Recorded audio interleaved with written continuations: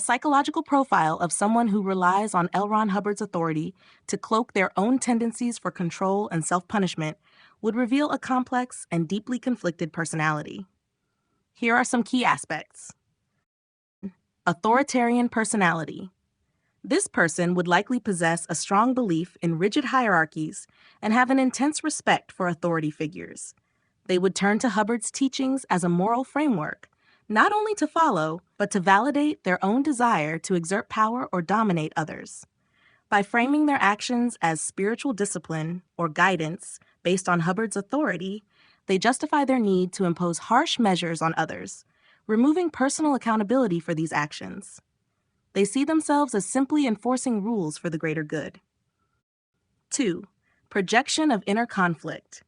The individual likely has unresolved internal struggles, perhaps stemming from past trauma or feelings of inadequacy.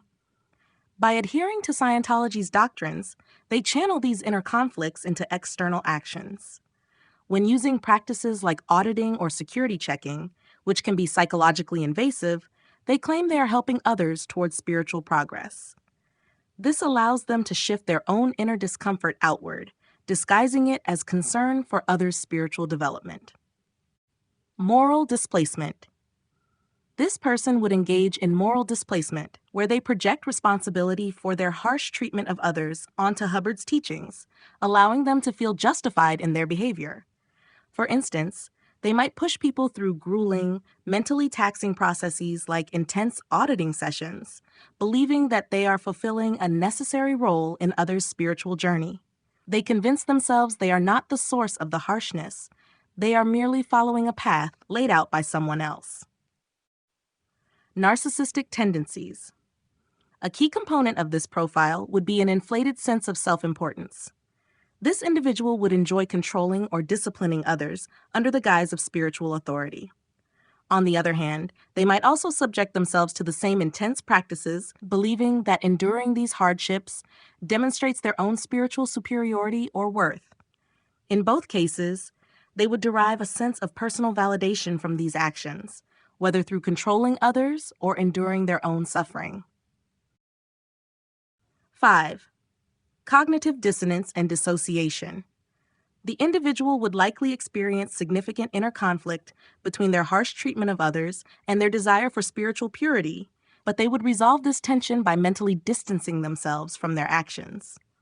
They may see themselves as serving a higher purpose, which allows them to engage in behaviors they would otherwise recognize as cruel or excessive.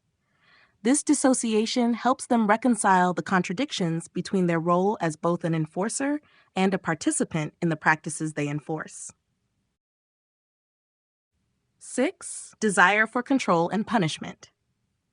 This person would have a strong desire to exert control over others, but they would do so in a structured, methodical way, often under the pretense of following doctrine.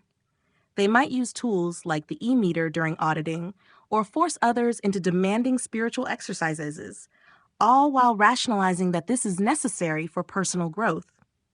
Conversely, they would also willingly submit themselves to similarly harsh practices, believing that enduring such rigor is essential for their own spiritual elevation. 7. Insecurity and dependency on doctrine. At their core, this person likely has deep-seated insecurities, which they mask through strict adherence to Hubbard's authority.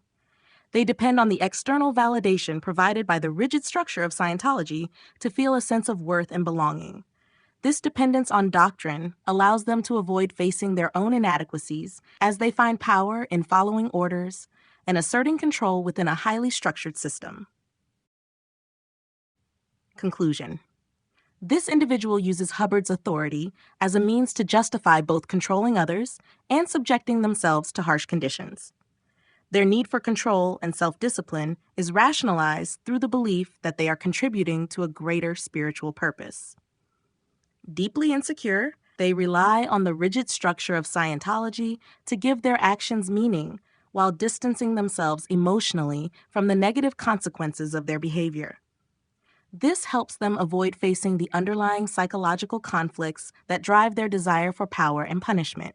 Audiences know what to expect, and that is all they are prepared to believe in. I got a shock, 180 volts. Ow! I can't stand the pain. Let me out of here. Can't stand it. I'm not going to kill that man there. I mean, who's going to take the responsibility if anything happens to that gentleman? I'm responsible for anything that happens here. Continue, please. All right, next one, slow. Walk, dance, truck, music.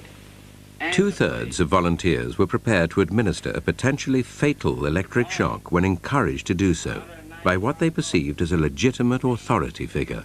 In this case, a man in a white coat. 375 volts. I think something's happened to that fellow in there. I don't get no answer. He was hollering with less voltage.